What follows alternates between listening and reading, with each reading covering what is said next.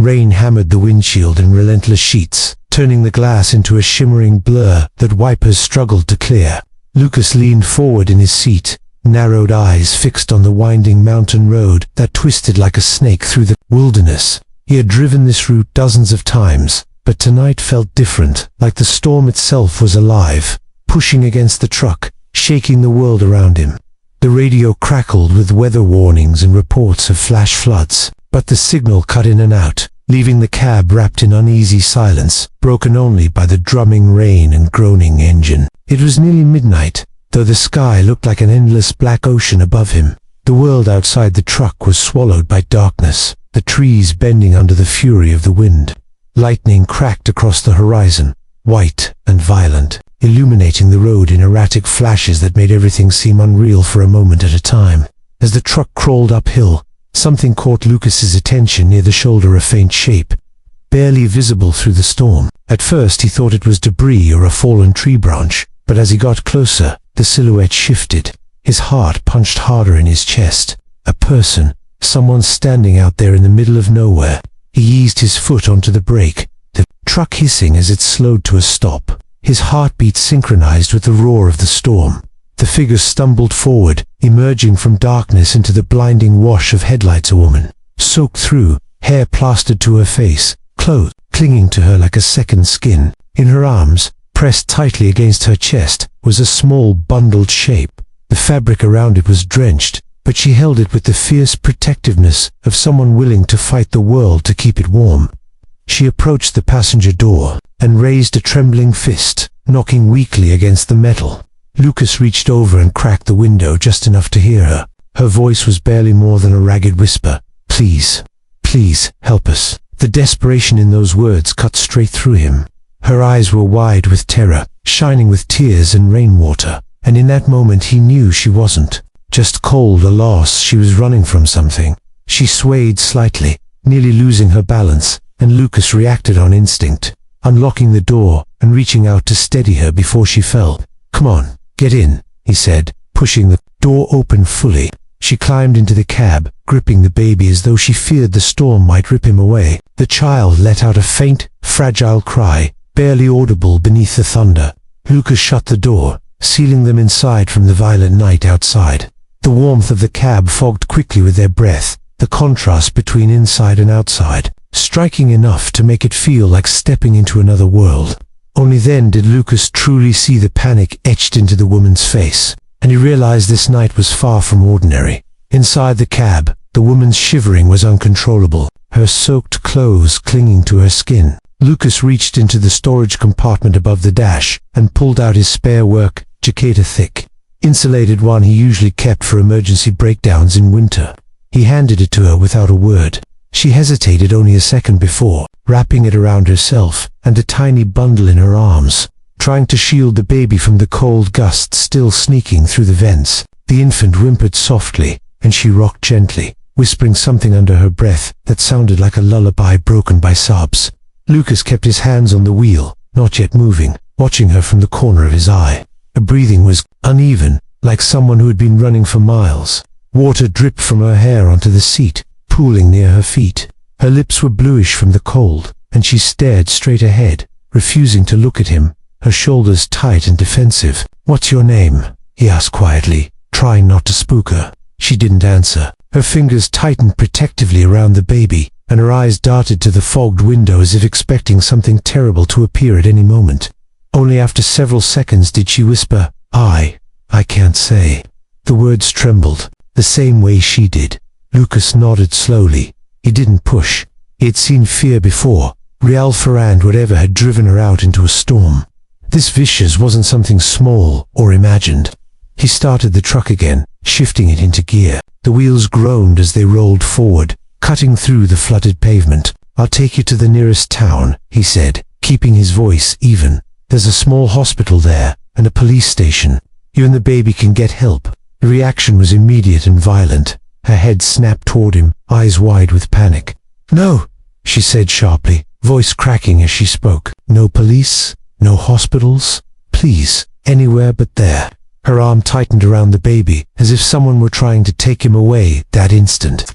Tears spilled down her cheeks, mixing with the rainwater still dripping from her jawline. "If they find us there, it's over." Lucas frowned, confusion twisting through him, but he didn't argue. The desperation in her voice left no room for questioning.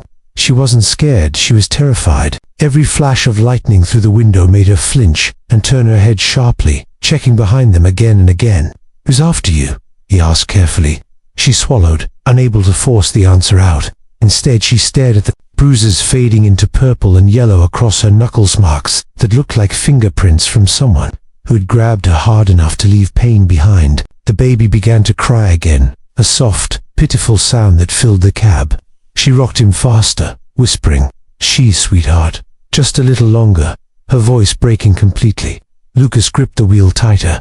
Whatever story she carried, whatever danger lurked behind them, he felt himself dragged into it by force of fate. The storm raged on, but inside the truck, a heavier tension settled, one that thunder couldn't drown. Hours passed in tense silence, punctuated only by the steady drumming of rain on the roof and the occasional roar of thunder. The winding road seemed endless, each curve revealing nothing but black voids and slick asphalt. Lucas had stopped asking questions for fear of startling her. The woman's anxious glances over his shoulder, even when the storm obscured everything, told him more than words ever could.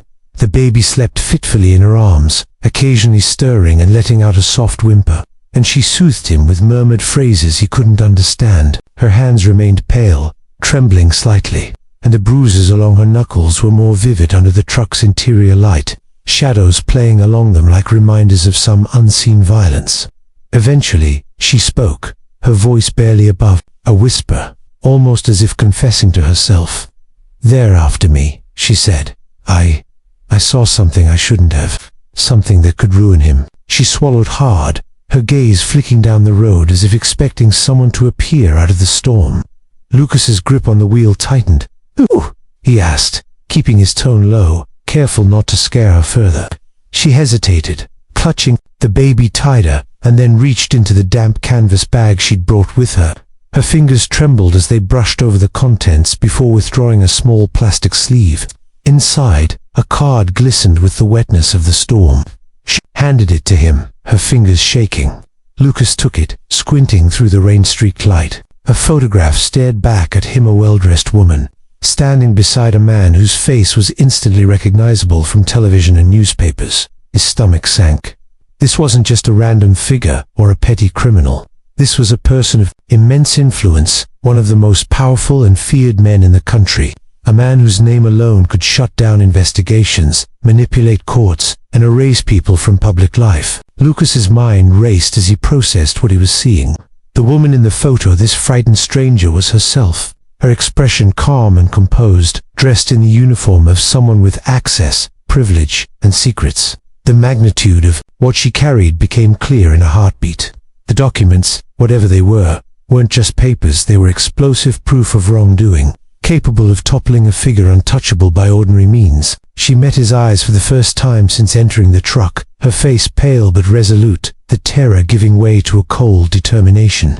"I can't let them find me," she said. "If they do, it's not just me they'll come for him, too."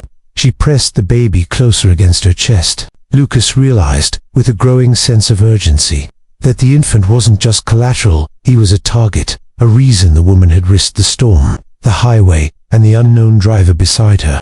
Every instinct in him screamed to protect them, but now the stakes were terrifyingly clear. They were up against power that could reach anyone, anywhere, and the clock was already ticking. The truck moved forward again, slow and cautious, as the storm raged on, carrying with it the weight of secrets that could shake a nation. Lucas knew that by this point, there was no turning back. The woman's identity, the baby, and the explosive truth she held had entwined their fates irrevocably. He had pulled over a stranger, but now he was a participant in something far larger than any deliverer, any route, any storm he had ever faced. The storm showed no sign of letting up, and the winding mountain road had become treacherous. The landslide was sudden, a mass of mud, rocks, and broken trees that blocked their path completely. Lucas slammed on the brakes, the truck shuddering as it skidded slightly on the slick asphalt. The woman stiffened her arms, tightening around the baby as if the child could be used as armor against the world itself. She whispered, almost to herself, "We're trapped." The words barely left her lips before headlights pierced the rain behind them, cutting through the darkness like blades. Lucas's pulse jumped. He peered through the rain-streaked windshield and saw the unmistakable silhouettes of black SUVs crawling along the road, their beams scanning, searching. Panic flashed in the woman's eyes, and she hissed, "They found us." Her voice trembled with a terror so raw that Lucas's chest tightened in response. He killed the truck's engine and flicked off the interior light, plunging them into near-total darkness. The cab became a cocoon of tense silence, save for the faint whimpering of the baby, who seemed to sense the urgency even without understanding. Lucas reached over and whispered, "We have to get out of here. Follow me. Stay low. Stay quiet." The woman nodded, fear radiating from every fiber of her body. But she obeyed without hesitation, wrapping the baby tighter against her chest. He grabbed a flashlight from the dash, the dim beam cutting a thin line through the darkness, and opened the truck door. Cold rain immediately assaulted them, soaking their clothes again, but there was no time to care.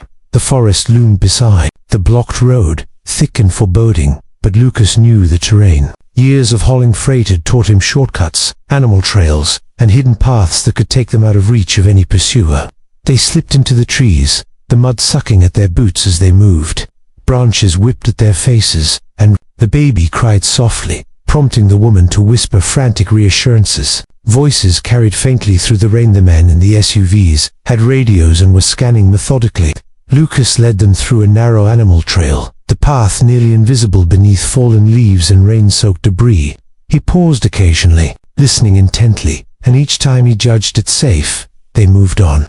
Hours felt like minutes, each heartbeat amplified by the sound of distant engines and shouting. Finally, after what felt like an eternity, Lucas guided them to a rocky ledge, partially hidden by overhanging branches. They crouched there, pressed into the earth and shadows, shivering as the rain hammered down around them. The baby had stopped crying now, lulled by the tension and the darkness. The woman rested her forehead against Lucas's shoulder for a brief moment, drawing in a shaky breath, as if acknowledging the fragile safety they had won.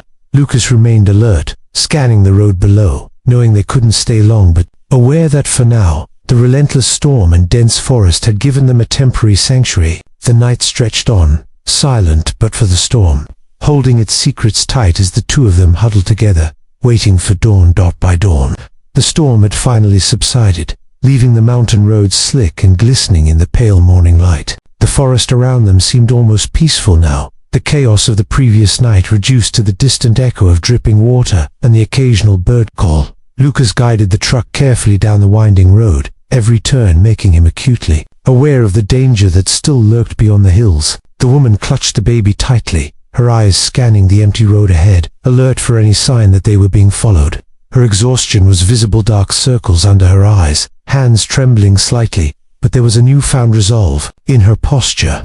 The terror that had dominated the night was giving way to purpose. After a tense drive, Lucas arrived at a small, secluded safe house on the outskirts of town. It belonged to an old friend, a retired investigative journalist who had a reputation for exposing corruption at the highest levels. The building was unassuming, almost invisible from the road, with tall hedges and a locked gate. Lucas parked the truck behind a row of trees and helped the woman out, supporting her as she descended from the cab. The baby stirred, eyes blinking sleepily, and she whispered soft words to calm him, her fingers tracing gentle patterns across his cheek.